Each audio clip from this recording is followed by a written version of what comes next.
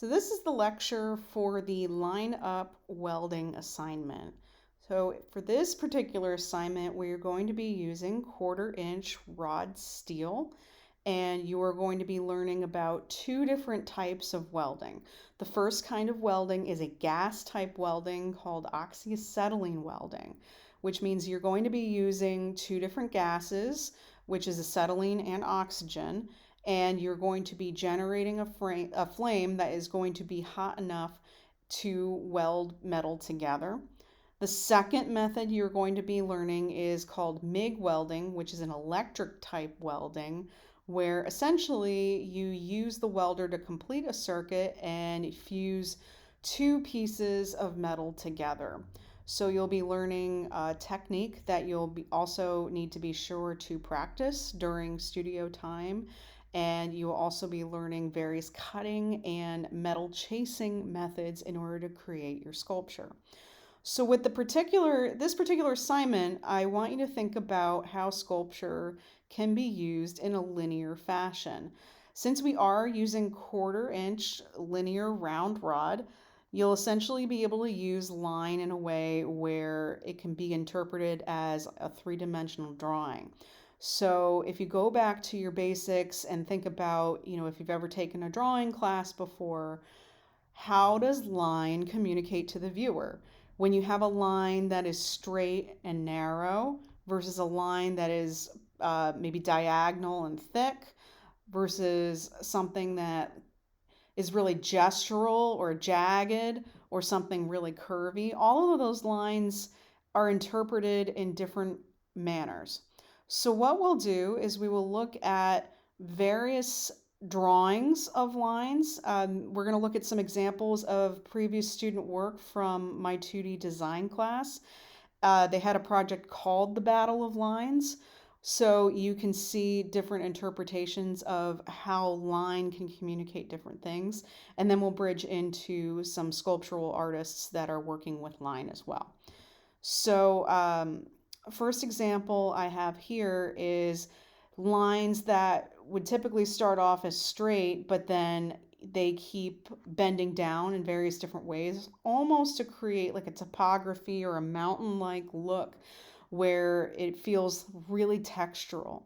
So, you can think about the idea of repetition and and density in order to create lines that give off more of an effect of a texture. And like artist Bridget Riley here, these two are very similar as far as, the way these drawings were constructed. But you can see here, using a line that's really similar. This one's creating more of like a pattern where this one's like a little bit more organic and it's making a bit more of a topography. So you can think about what happens when you use repetition, or what happens when you have lines that are more dense or more far apart than one another, and how that creates an overall look in the piece. Artists like Keith Haring use line to create various focal points. So in this particular piece here, he's using thicker lines, thinner lines, and then he's also using these X drawings in order to create a texture in the piece. And then you can also see there's repetition being used with these thinner lines here that are kind of navigating your eye throughout the piece. So if you really look at this work, there's various uses of thin and thick lines that really help navigate the viewer with the drawing. Now we're going to start looking at some of the student work. So before I was talking about, how line density can really affect the way the piece is looking. So, right around here, the artist used a lot of really dense lines in order to emphasize these elements happening right here. So these lines are all being created using negative space. So negative space is another thing that you can consider when it comes to planning out your particular sculpture. And then even thinking about, what happens if you use something that's like really kind of curvy, organic, like these lines up here, versus something that's a little bit more rigid and structural and almost kind of looks like a geode or something really geometrical. how that aesthetic is kind of coming together. Something that feels like kind of organic with these veins, or feels kind of more like natural or biological, versus kind of these chevron racing stripes. And again, this artist is using repetition, using pattern in order to create this particular drawing. Here's another good example of something that's a little bit more rigid versus something a little bit more organic. And again, with this particular assignment, you're allowed to either work, a little bit more abstract or formal, if you really want to work with just different shapes. That is definitely welcome. You can also use representational imagery, if that's important to your particular design that you'd like to use. Another good example of line use where, you can see this kind of shattered type look. I think this one was really, really well done. And you could see the imagery is just like really kind of like, it's rigid, but then she's using a lot of diagonal lines to kind of break up the form a bit, so you can really, again, go wild with the different kinds of shapes you can use. This artist ended up doing something where it kind of felt like, like a lotus flower type design, but then used these really interesting triangles to kind of create this background where it's kind of emphasizing this growth and everything. I think this particular piece is really good with the idea of gesture, because with line, you can really create interesting gestural forms. So like this piece, I think it really emphasizes the idea of growth, and it's using line in that way really nicely. Here's another one with a good contrast of different types of line. Again, this one's kind of like a little bit more of like a sky like design, and then she has these really beautiful kind of rigid geometric forms here that are kind of looking like mountains. So we're going to look at different artists now that are using line in some really interesting ways. So, before I was talking about like how negative space could potentially be a really great tool for you to use in order to create different kinds of line using steel. Artist Jean Shin is using that idea of negative space in order to just emphasize the important structural elements of different type of clothing that she's using to create these sculptural pieces. So I thought her use of line was really interesting. Cornelia Parker, this piece is made out of wood. Actually, she ended up taking a shed and she blew it up, and then she took all the elements of the debris and she suspended it from the ceiling. But if you look at the piece and you think about the notion of line with it, it's got a lot of rigid, structural elements from the shed that create these really kind of beautiful scattered type lines with kind of recreating the shed as if it were in like a mid explosion. So I thought she had a really interesting use of how she interpreted line.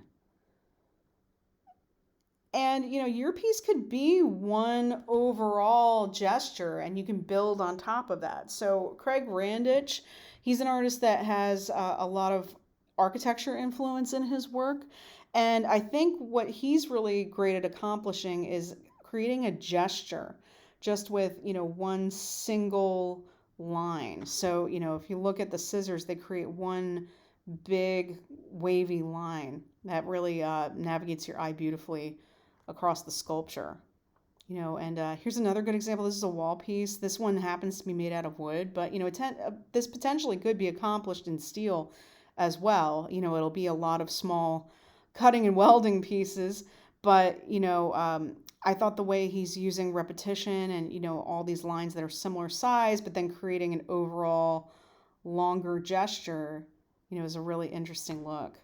And here's a detail of that, so you can kind of see how intimate he gets with building his structures. So, again, you can definitely accomplish these things in steel.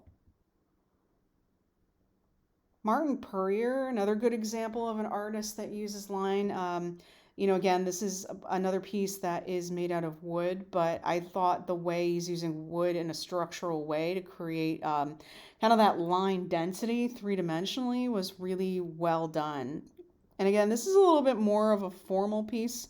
So, he's more focused on like shape, form, but then, creates a really interesting aesthetic too. It almost feels kind of like tomb-like. And then also, you can consider bringing in other, say, like found objects or other material elements as well. It doesn't have to be strictly 100% steel. I would like the majority of it to be made out of steel, but I thought his base was really clever, how it was an old wheelbarrow. So, if it's important to the idea you want to convey, and, we talk about it in our individual meetings, then I'm definitely open to you bringing in other materials for the project.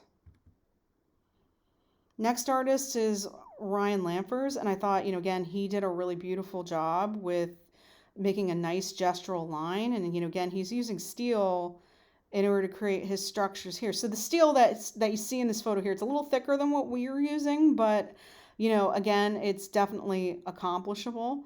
And he's got several different elements here. He's got these different wood rings that he's made out of tree stumps. And you notice that they kind of slowly lose their bark and become this kind of strange little cornucopia of a sculpture. I think this is a really interesting piece. And, another artist to consider, and you may have seen this artist if you've taken art history classes, is Alberto Giacometti. And he's another one that's really good to look at with lines. So if you notice, the last couple pieces we looked at were all kind of like more rigid structural lines, whereas Alberto Giacometti is using line where it's like a little bit more organic. He wants you to have this kind of more like personal aesthetic to it, more raw. And the way he accomplished this was actually through casting, but you can address the linear elements of the sculpture, in a different way. So, say you start off with steel, maybe you coat it in fabric if you want it to look like fuzzy, or if you, depending on your idea, if you want to change the way that line is coming across so it's not necessarily as rigid. Just really think about that idea of, gesture and line. Okay. This artist, she's one of my personal favorites. This is Doris Salcedo. And this particular piece, they look like a couple of shirts or, raw fabric on the wall. Believe it or not, these are all made out of sewing needles. And I thought that was just so interesting. I saw this piece in person. This was at the Guggenheim a couple years ago. And the whole thing's made out of a sheer fabric and it's just covered in sewing needles. And what's interesting about that is like the sewing needles almost look like a drawing on the wall, as if you're doing a lot of hatching and cross hatching. So, even though we're not using a material like needles, you could think about like how the linear steel itself can kind of act as a drawing. You could think about things that you might have learned if you've taken a drawing class, like hatching, cross hatching, different types of structural drawing that have been covered. So, Doris Salcedo, I think, does it in a really beautiful way with the needles. Okay, so now we're talking a little bit more about, just kind of the importance of line. And this particular piece here, this is a really famous land artwork called Spiral Jetty by Robert Smithson.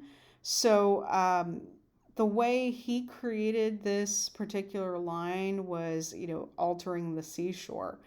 And, so again, think about like the gesture of it and the aesthetic you want to come across to your viewer. So, line can be done in various different ways. Rebecca Horn, using something like really structural straight lines. She does these body extension sculptures in order to create these like claw-like type hands. So she has a really great, interesting interpretation of line. Another artist that's using line in a really interesting way is Janine Antoni. So these are all different pieces of fabric that are from her friends and family, and she wanted to make these giant ropes in order to feel unified with her family and friends that were close to her. So she physically made all of this and created kind of like this gestural line using rope. So, line can be created building off of different elements. So in this case, she's using clothing, and in your case, you're using something like steel.